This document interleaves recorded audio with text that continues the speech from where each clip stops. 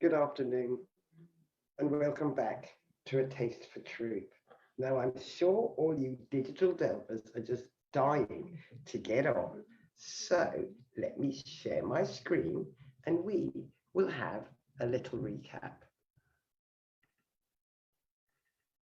We know all about Julian, the man, the husband, and the father. We know all about Julian, the award-winning journalist. We understand the importance of whistleblowers in the maintenance of a free and healthy democracy. We found out how Julian, the founder of WikiLeaks, set up an organization to facilitate the safety and anonymity of whistleblowers, and how WikiLeaks released the collateral murder video, which I will play for you briefly now. I'd like to warn you that it's a little bit upsetting, but we won't watch it all. It shows us the build-up to the shootings, the aerial attacks, and the audio communication between the pilots and the ground forces. In the next half hour, we'll watch the video with the WikiLeaks editor and a US military analyst giving us their perspectives on the unfolding events. We must warn you, however, the following footage contains some images and audio that you might find disturbing.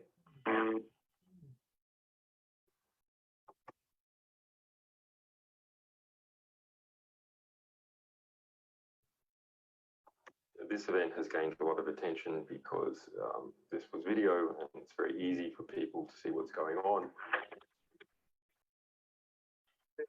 and to have faith that in somehow this is a true representation. It's not too complex. There's no language barriers for visual material. As you can see, the whistle was blown. And as we found out, the American government did not like it.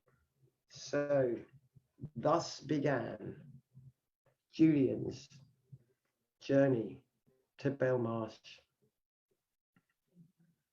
First of all, the collateral murder video was released.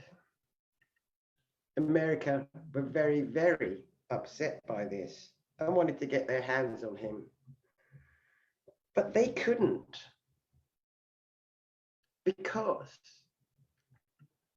Julian was not American, was not in America, and was not subject to American law. So what did the Americans do? Well, it would appear from the surface of things that they didn't do very much, because the next thing that happened was Julian was accused by the Swedish authorities of sexual misconduct. Hang on a minute, that's a bit odd. That came out of nowhere. Sexual misconduct? What's that about? I thought Julian was a journalist. Well, he's also a bloke, and blokes do have sex, and sometimes their conduct isn't that great. But what has that got to do with Julian and his journalism? And why did that mean he ended up in the Ecuadorian embassy? Very, very odd. Let's investigate, shall we? Julian Assange, saint or sinner? Well, he was accused of rape.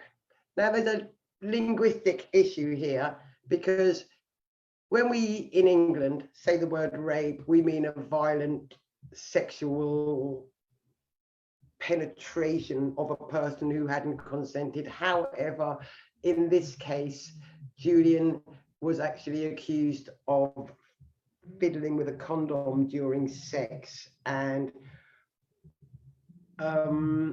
he thought that the reason the Swedish authorities were after him wasn't really because they thought he'd raped someone, or rather fiddled with a condom during sex.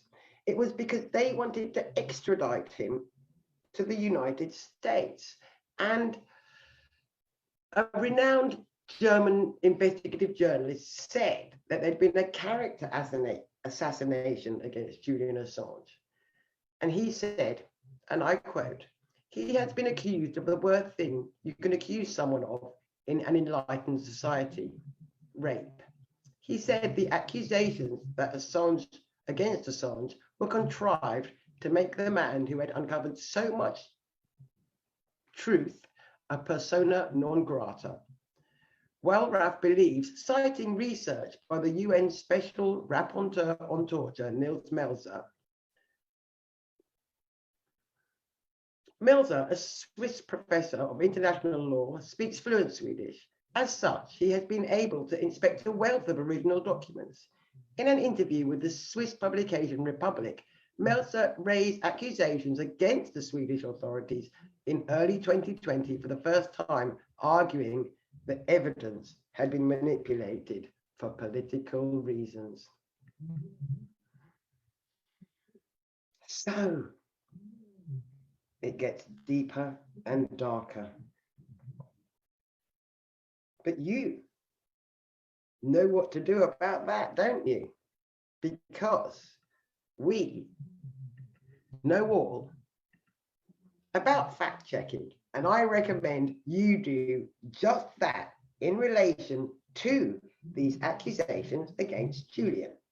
See what you can find out, investigate thoroughly, consider the use of language, and come to your own conclusions. Is Julian a hero or a horror? You decide, fact check it, and find out. Now, we're coming to the end of our little lunch bite, so I think I'm going to get straight on with inviting you on a couple of outings. I'm going to invite you to come out with me for a lovely day out with the Don't Extradite Assange campaign to protest outside the Home Office. I promise it'll be a fantastic day.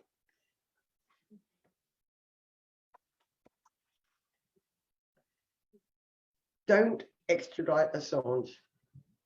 Please come and hang out with me at the Home Office on Tuesday.